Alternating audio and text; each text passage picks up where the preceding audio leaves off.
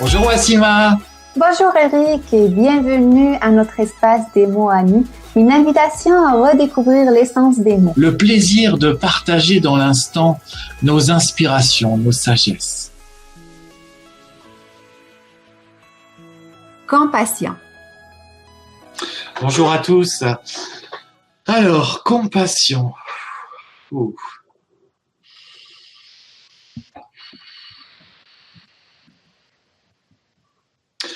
Compassion, c'est comment dire, il y a deux choses principales dans compassion. Il y a vérité, il y a amour. Avoir de la compassion, c'est être capable de dire la vérité avec amour. En général, on éprouve de la compassion pour quelqu'un par rapport à ce que traverse quelqu'un. On peut avoir de la compassion pour le monde, évidemment, pour tous les êtres. Voilà, il y a différents niveaux de compassion. Mais si on prend quelque chose de traditionnel, c'est-à-dire la compassion qu'on peut éprouver, par exemple, pour un proche qui traverse une difficulté, la compassion, c'est je peux lui dire la vérité avec amour pour l'aider, sans que ça le vexe, sans que ça le blesse, parce que de mon côté, l'énergie qui m'anime, elle est pure. Parce que pour éprouver de la compassion, pour sentir qu'est-ce que c'est que la compassion, il y a besoin de s'être beaucoup nettoyé. Parce que tant qu'on a des blessures résiduelles, c'est compliqué. On va éprouver de l'empathie, mais pas de la compassion. L'empathie, c'est déjà très bien. Éprouver de l'empathie, c'est déjà très bien. Mais l'empathie, en général, il y a une implication émotionnelle. Parce qu'il y a une résonance entre ce que vit l'autre et ce que ça me fait à moi. Et ça, c'est l'empathie. La compassion, c'est le niveau au-dessus. Dans la compassion, il n'y a pas d'interaction, entre guillemets, négative, de résonance négative, il n'y a pas. La compassion, c'est pur, et c'est pour ça, quand on est en présence d'un être qui est capable de compassion, là, à ce moment-là, effectivement, peut se passer des transformations incroyables, parce que on est dans une dynamique ou dans une énergie, on baigne dans une énergie d'abord dont on n'a pas du tout l'habitude, mais c'est surtout une énergie à l'intérieur de laquelle tout est possible. Si tu veux rebondir, Wassima. Oui, je suis en train d'absorber tes mots et comme vous le savez déjà, les mots qui me viennent, ça me vient sous forme d'image. Il y a beaucoup à dire sur la compassion. Mais comme vous savez, dans nos capsules, dans cette émission-là, on vous donne un avant-goût de ces mots-là. On pourra aller beaucoup plus loin. Mais pour moi, la compassion, c'est la nature divine de notre âme. C'est-à-dire que quand on ressent de la compassion, c'est certains parlent de être supérieur, de mon moi supérieur, du moi divin. En fait, c'est le moi divin qui ressent cette compassion, qui ressent c'est pas une émotion, c'est un état d'être, en fait. C'est un état d'être. C'est ça qui différencie l'empathie de la compassion.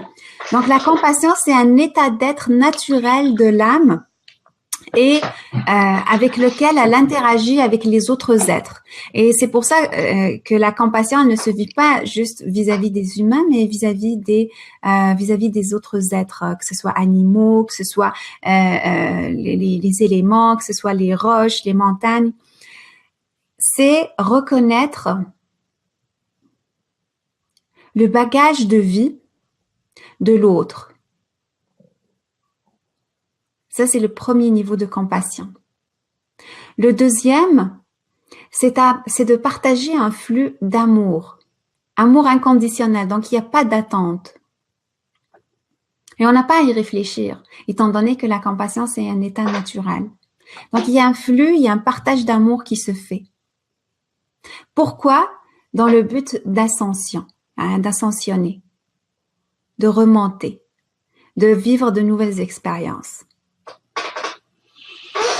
L'empathie, d'un autre côté, c'est une émotion qu'on ressent beaucoup du côté du plexus solaire. Qu'est-ce que ça veut dire? Ça veut dire que notre plexus solaire, il capte les souffrances des autres comme un miroir de nos propres souffrances humaines. Et c'est à partir de ce centre-là qu'on va les ressentir. Beaucoup me demandent des fois pourquoi est-ce que je suis si empathique, je me laisse emporter, tu sais, tu as parlé d'impact, avoir l'impact de l'autre. Mais en fait, notre but ultime, c'est de transmuter ça. Et le plexus solaire, c'est une place de transmutation de ces souffrances-là. Donc, l'empathie est là pour vous aider à reconnaître comme miroir et à transmuter. Alors que la compassion, c'est un état d'être qui vient du cœur. Voilà. Oui, j'aime beaucoup quand tu dis ça, la compassion, en fait, voilà, c'est un sentiment de l'âme. Hein. Il y a une différence entre les émotions et les sentiments, on le dit souvent. La compassion, on pourrait dire que c'est un sentiment de l'âme. Au niveau de l'âme, il n'y a pas de bien, il n'y a pas de mal, il n'y a pas de jugement, il n'y a pas de bonne ou de mauvaise expérience. Tout ça n'existe pas. Donc, effectivement, l'empathie, j'avais ça tout à l'heure quand tu parlais, c'est cette façon qu'on a de se mettre à la place de l'autre aussi. C'est aussi ça, c'est savoir se mettre à la place de l'autre et tout le monde ne sait pas le faire. Donc c'est une qualité bien sûr, surtout pour les thérapeutes ou autres évidemment. Mais je dirais que c'est pas suffisant parce que il manque évidemment un niveau pour la transformation ultime dont tu as parlé, le chemin vers la réalisation, etc.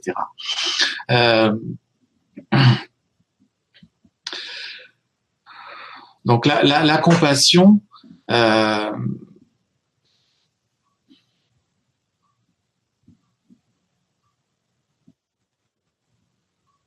là j'ai de la compassion pour moi évidemment, parce que j'ai perdu le fil. Mais c'est drôle, t'as perdu le fil, mais moi j'ai récupéré un fil. Ah bah voilà, bah vas-y. Attends, juste une seconde. Je mets la lumière sur toi. Ok. C'est en fait le but ultime, c'est de ne pas se concentrer sur je suis empathique ou j'ai de la compassion, mais plutôt d'élever son regard, son état d'être vers une version meilleure de soi. Donc la version meilleure de soi, t'as parlé, j'ai beaucoup aimé quand tu as dit, c'est l'amour avec la vérité, et c'est ça la compassion. Les caractéristiques d'âme de